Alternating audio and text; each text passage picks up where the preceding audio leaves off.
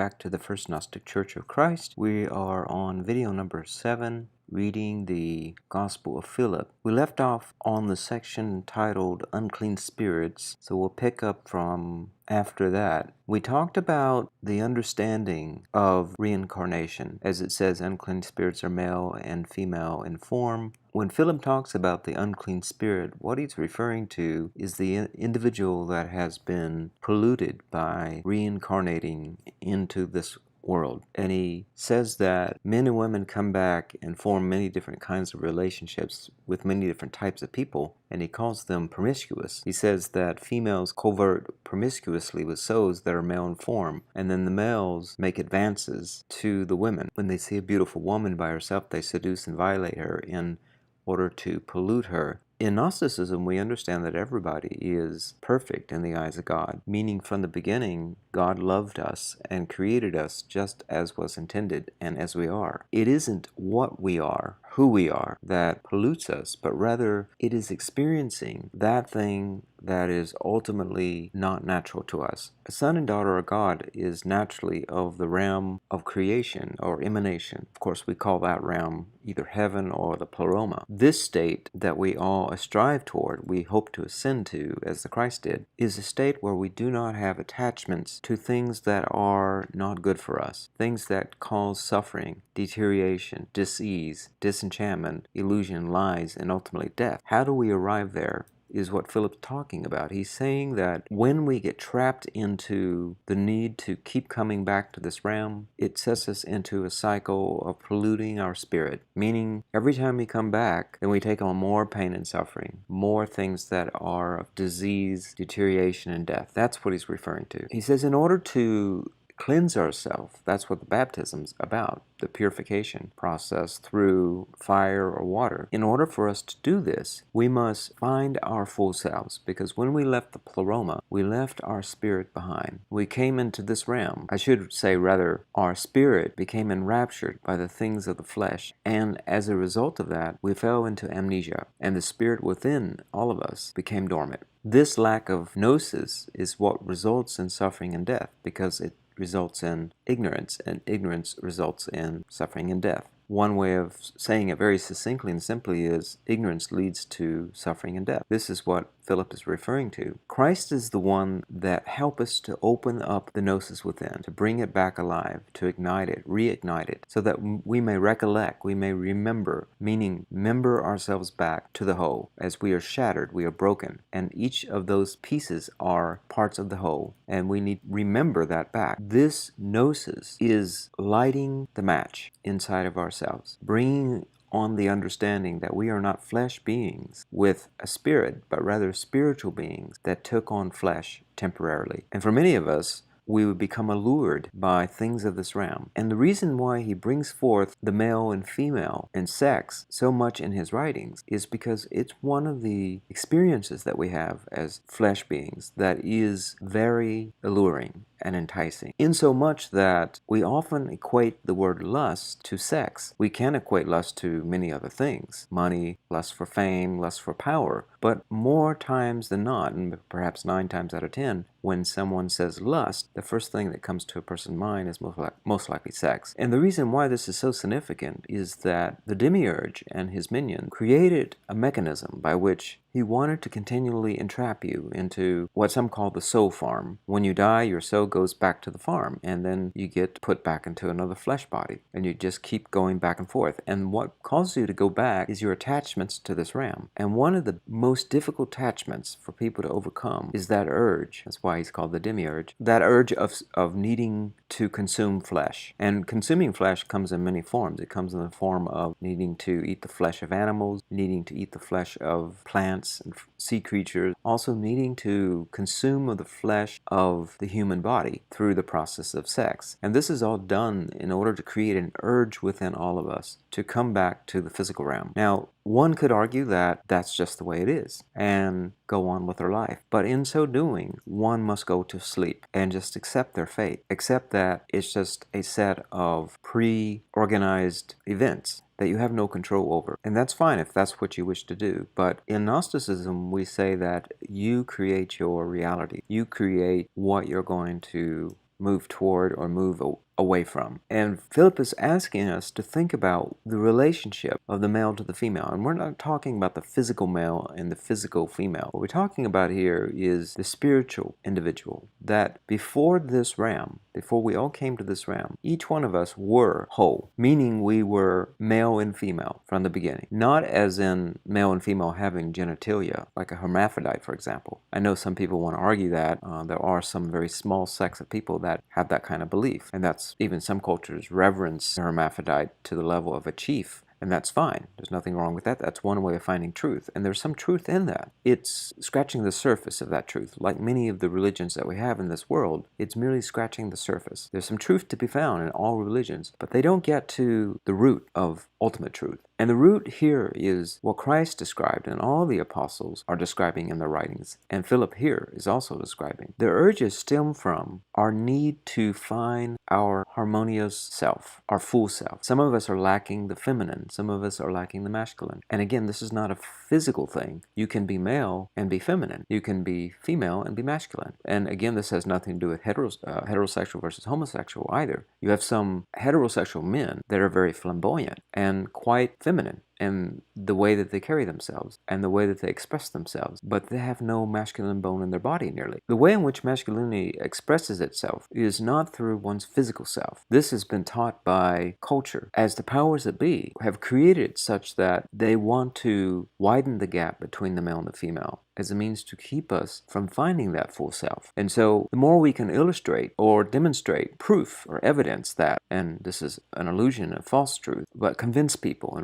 and brainwash them into believing that the male behaves a certain way and the female behaves a certain way, and that's just the way it is, and that anybody that goes contrary to that path is an outlier, should be ridiculed, should be ostracized, and there's something not normal about them, and there's something odd about them. But most men go through life, and women as well, fulfilling a certain expectation of the way they're supposed to behave physically based upon their genitalia. Now, is this to say that there isn't some degree of truth to this among men and women, the human race? Of course there is. There's no questioning that the man typically has a deeper voice than the female because of different chemicals that are going in the body, different hormones. However, what we have deemed to be masculine versus feminine is arbitrary. We have said that the person has a deep voice is masculine, the one that has a higher voice is feminine. But this has nothing to do with how we understand masculine and feminine spiritually. Spiritually, masculine is referring to what is being acted out, the will of the father, mother. And feminine refers to what contains, what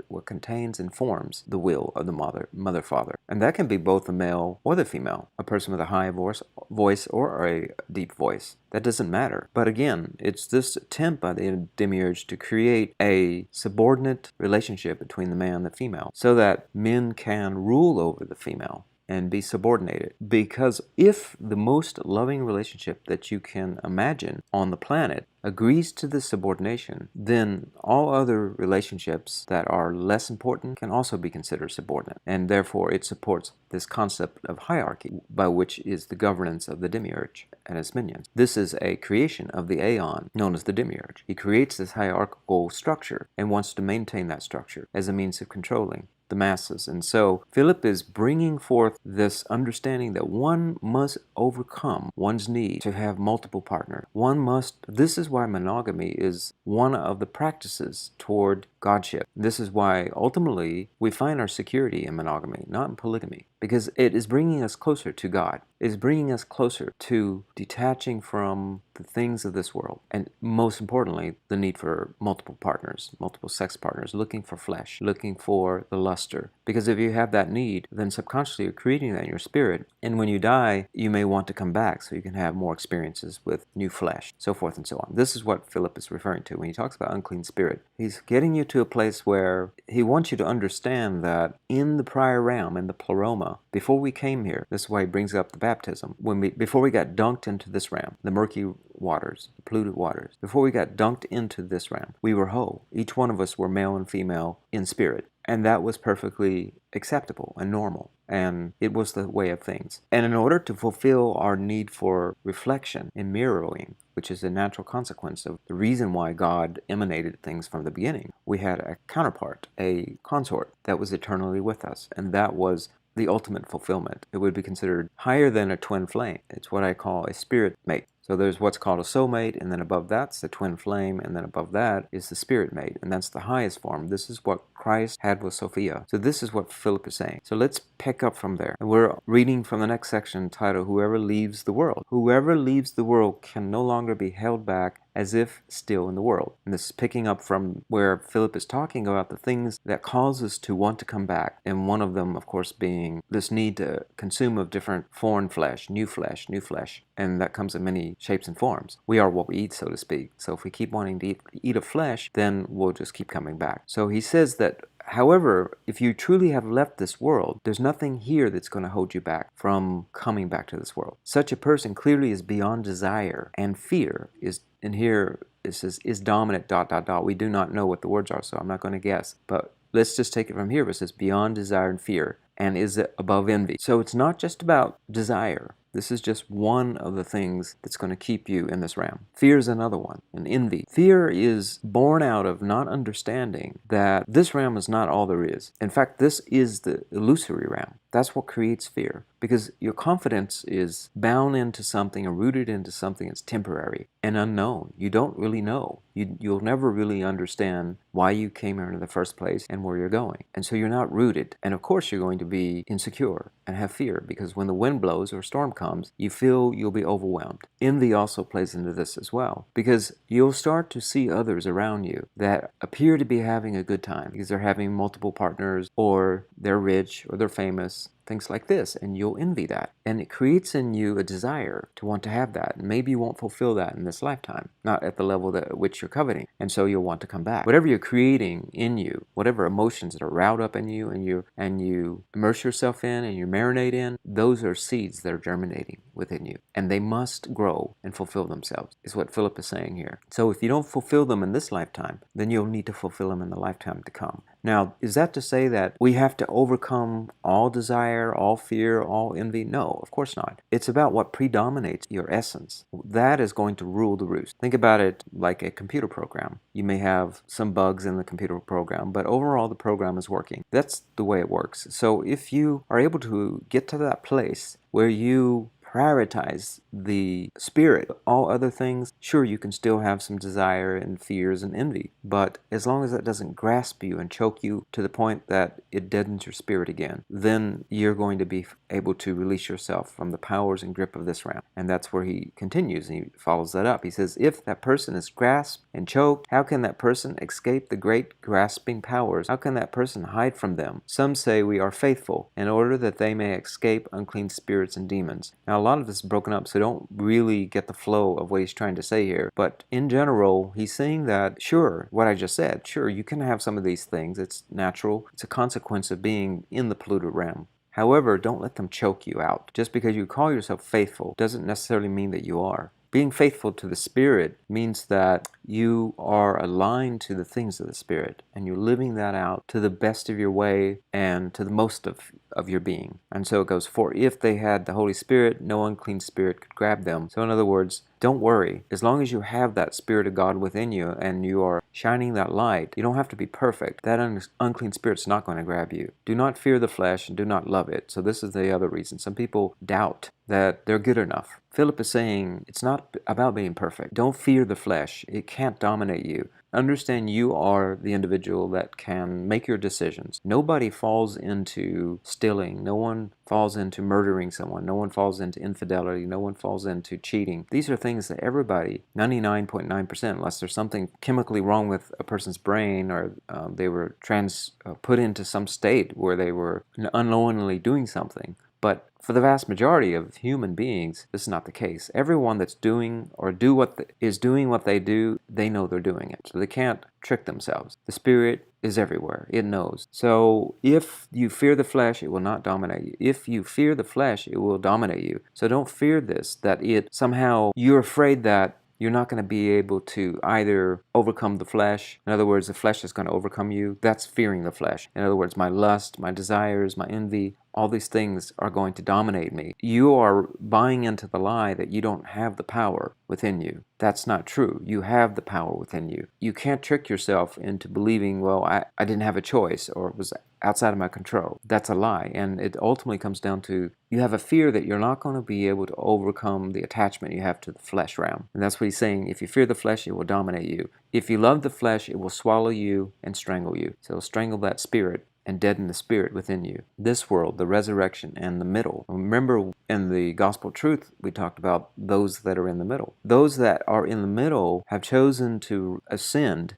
on the hierarchy to work alongside with the demiurge. They've made contracts with the demiurge and the demons and the minions and the aliens so that they may rule over mankind. They can have fame and fortune and power and control and unbridled sex of all different types and persuasions. Ultimately, this is those that are in the middle. And then the resurrection, and then this world. A person is either in this world or in the resurrection, or in the middle place. Now, which of these do you think Philip would say is the worst? Is it this world? Is it the resurrection? Or those in the middle? May I not be found there? What is he talking about? In this world there is good and evil, but the good of the world is not really good, and the evil of the world is not really evil. After this world there is evil that is really evil. This is called the middle. So he's saying that the worst place you can possibly be is the middle. So if you're going to choose to live out the rest of your life, make a commitment one way or the other. You're either going to decide that you're ready to go back to the pleroma or the Holy Souls realm, or you want to reincarnate. And just commit to that. Don't be stuck in the middle. And often what it is the people that are in the middle are really wanting to go back to the pleroma, but they've allowed themselves to give in. And so they've gained amount of gnosis that's going to give them power. And they're using that gnosis to climb up the hierarchy. And so they lose it by using it for the wrong reasons, or reasons that are destructive and lead to death. And that's where he says the middle is death. As long as we are in this world, we should acquire resurrection,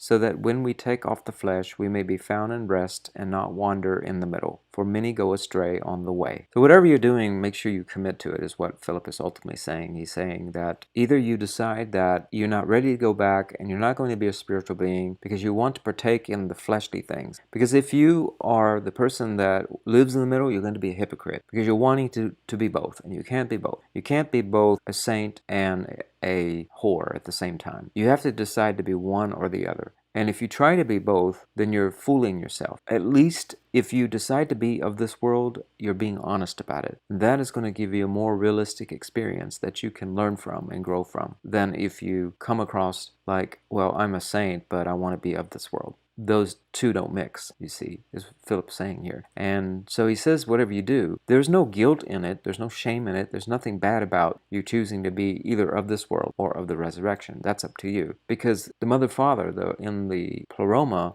doesn't have a time clock or a timetable as to when you need to return. That is up to you to decide. You can come back as many times as you want to the realm of suffering and death and mayhem and dualism, and that's fine. There's also some pleasure and other things in this realm. But to put yourself in the middle, you're going to create more likelihood that you're going to transcend the hierarchical ladder. That part's true. But you're also going to suffer greatly for it. So the next section, will and action. It is good to leave the world before one sins. Some have neither the will nor the strength to act. Others, even if they have the will, do themselves no good, for they have not acted. And if they do not have the will, righteousness is beyond their grasp. In either case, it always comes down to the will, not the action. So again, this is about finding who you really are. You can't make yourself want to go back to the pleroma. You can't make yourself want to be committed to anything that isn't really within you to be committed to. You have to create first the will within you, then the action follows. So let's say you are someone that's struggling with certain attachments that aren't healthy. You believe you want to go back to the pleroma. Perhaps the gnosis has woken in you and you've listened to the truth being presented and it rings true to you. But you find that there is much in this realm that you take pleasure in, and much in this realm that you want to experience, and you want to come back. That's fine. Make peace with that. You cannot force a desire to go back to the pleroma or the holy realms. That must come naturally. You are a seed, you are a plant, and you must blossom in your time and age. It will come forth in its due time. Now, however, if you really believe in the truth and you really understand the blessings of the holy realms and the pleroma, and you understand the suffering of this realm, you can cultivate the will within you. There are ways to do that. And we talked about many of those already, and that is listening to the truth of the Gnostic texts, listening to the messages of Christ, meditating on them daily, not asking yourself to be perfect in your walk, but continually cultivating in you the truth. And it will transform you from within outward. So it isn't something you force yourself to do by abstaining from certain behaviors or actions, but it is first developing some will, focusing on cultivating a passion or desire towards something different, toward the ways of the spiritual realm. Find something from it that is you find passion for, and that will grow in you, and then the attachments of the flesh world will start to subside and will eventually appear to be things that are of a different time, that you no longer have interest in partaking in. Next section, vision of hell. In a vision, an apostolic person saw people who were locked up in a house of fire, bound with chains of fire, and thrown into fire on account of false faith. It was said they might have saved their souls, but they did not want to, so they got this place of punishment called the outer darkness, unquote. So vision of hell is not some place you go after death. The vision of hell is this realm you're living in now. This is hell. This is the place of fire that Christ says, I have come to set this world ablaze. This is the place of the baptism by fire and water. This is hell that you're living in. We are bound to the ozone layer of the earth. You can't go to the water. You'll die within 1 or 2 minutes. You can't go out into space. You'll die within a couple, like 8 seconds. Once the brain dies, you're dead. So you only can stay in this prison called the earth. And in this prison called earth, there's mayhem all around you. Those that are in control and always have been in control, that create wars, holocaust, suffering, death, hate, division, destruction, polluting the environment, destroying everything around us, putting into extinction multiple species of various types. This is the realm of hell. And so when we come here, we are putting our souls in this realm purposely.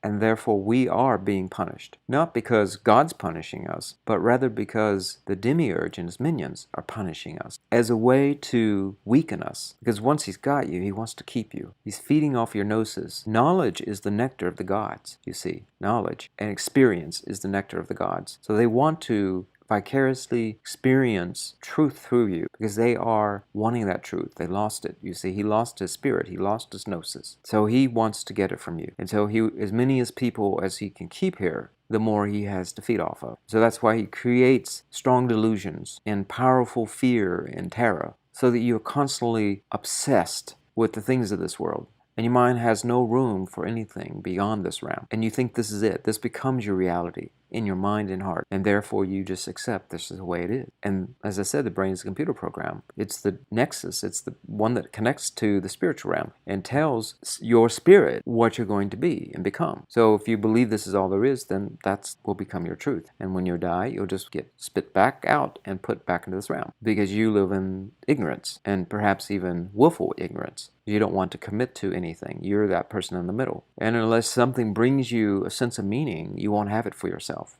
This is the vision of hell that Philip is talking about. And then, so the next section, water and fire. Soul and spirit have come into being from water and fire. The attendant of the bridal chamber has come into being from water, fire, and light. Fire is chrism. Light is fire. I do not mean ordinary fire, which has no form, but other fire, which is pure white in appearance, beautifully bright, and imparting beauty. In the pleroma there is pure water, which is the waters of life, and then there is light. There's the light waters. That's the essence of the mother, father. And the water represents the vessel. The light represents the will of the Father. And water is the vessel of the mother. This is the light water. And that Philip's talking about here, and he talks about the soul and the spirit. So the spirit is the fire, which is the light. He's talking about a pure fire, which is the light. And that is the male aspect. That's the will. The soul is the vessel. It's the water. It contains, it's the shell that holds the light. The firmaments are separated by water, and that firmament is the holy realms. That's the Sophia where she resides. That's the body of the universe. That soul is the luminescent flesh that we will all take on when we die and we go back to the holy soul's realm or above. This is the water that is the waters of life that Sophia supplies us. And the fire is the light that brings it or ignites that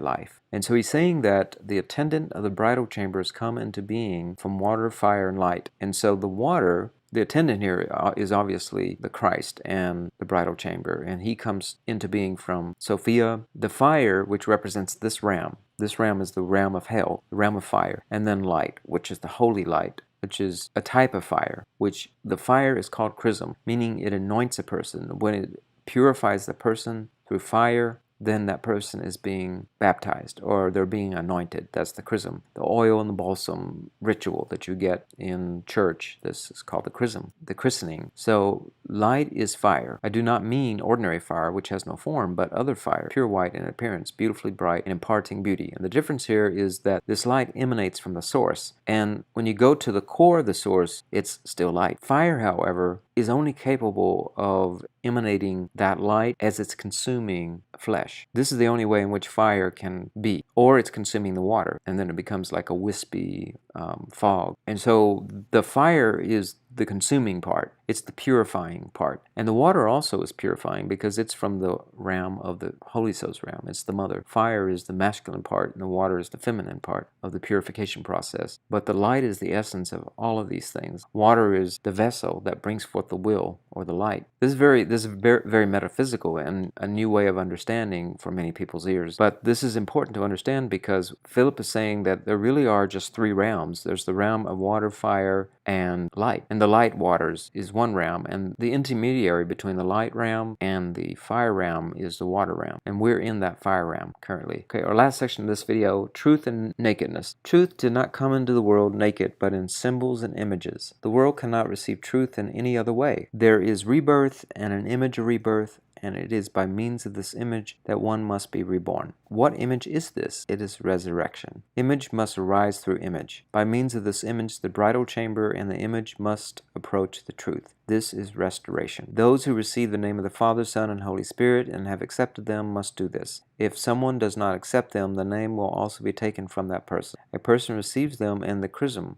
with the oil of the power of the cross. The apostles called this power the right and the left. This person is no longer a Christian, but is Christ. All right, this is blasphemous. If you compare it to proto-Orthodox, they would say you're being blasphemous to call yourself a Christ. But when you take on the name of the Father, Mother, and the Son, and Sophia, and Philip, like all the other apostles, left out the feminine parts, of course. But when you take on all of these, then you're taking on the essence of your true self. And your true self is to be anointed by God, meaning you're perfect, and you're pure, and you're blessed, and you are a Christ. So what to understand about what he said earlier about symbols and images? He says truth did not come into the world naked, but in symbols and images. What does he mean by this? The world didn't come into the world naked. So remember, before I compared nakedness to being vulnerable and of the flesh. Truth doesn't show up in the world as in the flesh form. Truth isn't looking at a rock or a mountain and saying, oh, that's truth over there. But it's the substance of those things. It's what they symbolize. The images that we're seeing, how everything comes together into a picture. That's the images. And the symbols that are constantly reminding us of truth. Examples of that are the changing of the seasons, or birds going back and forth from the North Pole and back to the equator every season. This is gnosis in action. It's what's driving everything to either be in repose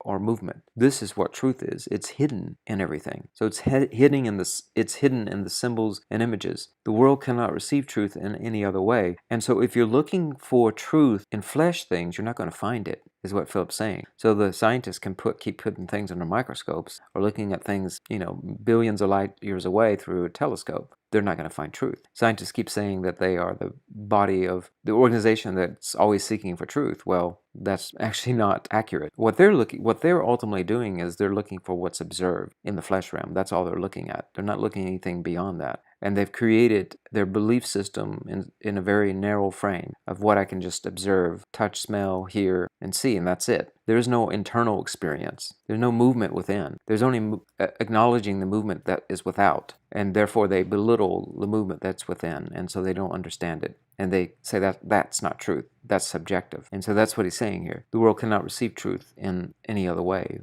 but through the symbols and images. There is rebirth and an image of rebirth. And this is also saying that even life itself is showing the cycle of death and life, and death and life, death and life. So too, this realm will die. And so too, we will be reborn into a new realm. And it is by means of this image that one must be reborn. What image is this? you must know this image because this image is what sustains all our life, and it sustains it eternally. So it's there. So if you look to the temporary things for your answer and you feed off of that, then you'll forever remain temporary. You want to be eternal, you must consume of the eternal things, the symbols and images that are governing the logos, the truth, gnosis, wisdom, that is emanating and sustaining and causing rest and motion of all things. That's the substance you want to partake of and understand and to consume. Because you consume that, then you are consuming the thing that is infinite and eternal, and thereby you will find eternal life. This is what Philip is saying here. But few people want to take the time, because the universe, this realm, the realm of hell, is the realm of the god of this realm, is the devil, the divider, the demiurge. And they go about and put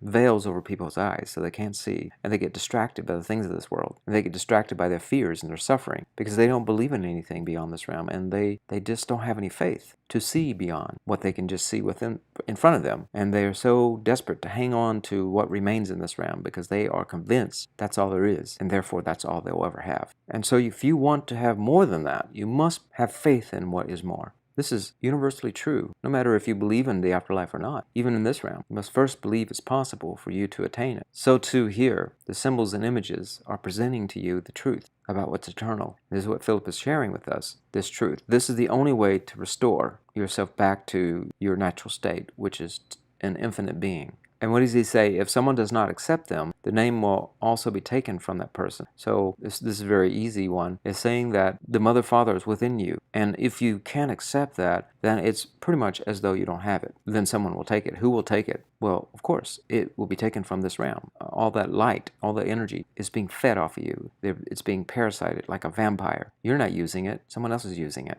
Well, you can guess who's using it. It's all those people that have convinced you this is it. And so they just use, okay, you don't want it, I'll use it. And so if someone does not accept them, the name will also be taken from that person. A person receives them in the chrism with the oil of the power of the cross. So what is significant about the cross? Why is it so symbolic? Why is it so significant? The cross represents the east and the west, the north and the south. It represents all things. It covers all the directions, all the dimensions. And so the cross represents also the place at which Christ released his flesh and soul for all of eternity. This is the power. And the oil, and some people have different opinions on what this oil is. Some say it's castor oil, others say different kinds of oils of healing. But the oil is, again, symbolic. You don't have to use things of the flesh, but this is all symbolic. Oil of the power of the cross. The oil of the power of the cross is the Christ. That's all you need to know. And the Christ within, and understanding that you have the faith that this is the truth, and you will change and metamorphosize your computer program, your brain. It'll change everything about not only the way you see the world, but it will also change you from within outward, and you'll become like Christ himself, walking on water, going through walls, healing people. You will take on great powers. Now, few of us ever arrive to that level, but we do it in our own ways. It may be through different pieces of art, so forth and so on. But ultimately, we don't have to reach the level of Christ because Christ has already done it for us. But it's not really about needing to walk the way of Christ again, but it's about accepting that Christ did it for us. But what does it mean to accept it? Is to accept that this is truth. And once you've accepted that, gnosis comes on and it sets everything ablaze. And then the universe is open to you to bring you experiences of gnosis, more and more gnosis, so that you begin to ascend. And you're ascending through knowledge and wisdom. So experiences will be brought to you. That's the way it works. If you close yourself off, those experiences are not going to come to you. If you open yourself up to the infinite, then infinite potential and experiences will come your way, and your wisdom will grow. And as your wisdom grows and your gnosis grows, so you ascend. And it will only be natural for you then to walk the way of Christ. Feed the sick, so forth and so on. Not be attached to things of this world. Freely give for those who ask, so forth and so on. And so this person is no longer a Christian, but is Christ. The apostles called this power the right and the left, meaning, in other words, it took on both the right and the left. The truth of the matter is, the left side, which some consider to be the feminine or the evil part of this realm, and the right, of course, is good, male, when these two get integrated. The truth is that the feminine is the vessel. It's not it's not division, but the demiurge has created the division. And so apostles are saying that when you bring these two together and you no longer divide them and create this hierarchical standard that somehow the right is more superior to the left, or the male is more superior to the female, so forth and so on. This race is more superior to that race. This person is a commander, this person is a lieutenant, so forth and so on. Therefore, they're more privileged, etc., etc., etc. Then you don't have power. But when you bring these two together, you have the power of the right and the left. This person is no longer a Christian, but is Christ. So it's not an easy place to arrive to in terms of your wanting to do it through the proto-Orthodox model. But if you go through the Gnostic model, all you need to do is accept the truth. As it says, those who receive the name of the Father, Son, and Holy Spirit and have accepted them must do this. If someone does not accept them, the name will also be taken from that person. So it's really about reorienting yourself to a new way of understanding and thinking of the universe and the world. And then the work is done for you. It just starts to transform you from within. You only need to be open to it and take in the essence of the eternal truth, and then you become eternity.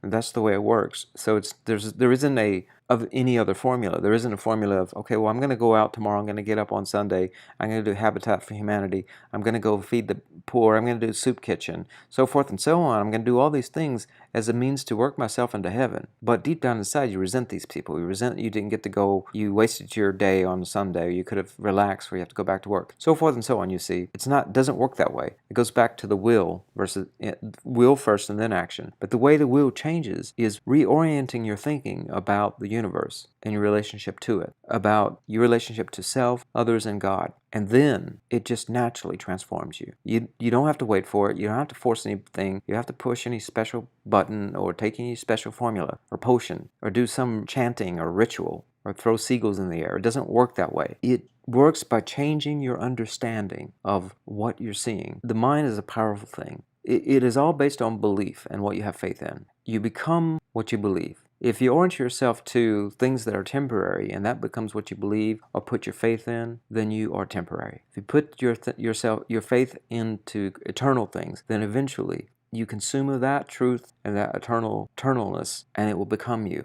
This is what Philip is saying. All right, with that, we'll pick up in the next video and we'll expand further on these incredible thoughts. Talk to you later. Bye.